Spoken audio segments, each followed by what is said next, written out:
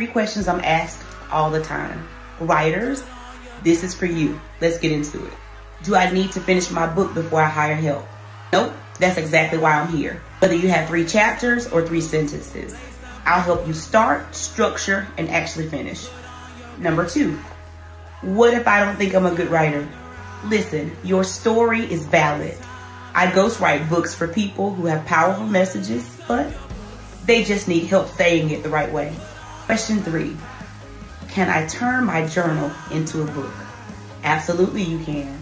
We can help clients turn journal entries, voice notes, and even sermons into full, impactful books. It's all about the structure and the storytelling, and I'm here to guide you through both. Still have questions? Comment your question below, and I'll get back to you as soon as I can.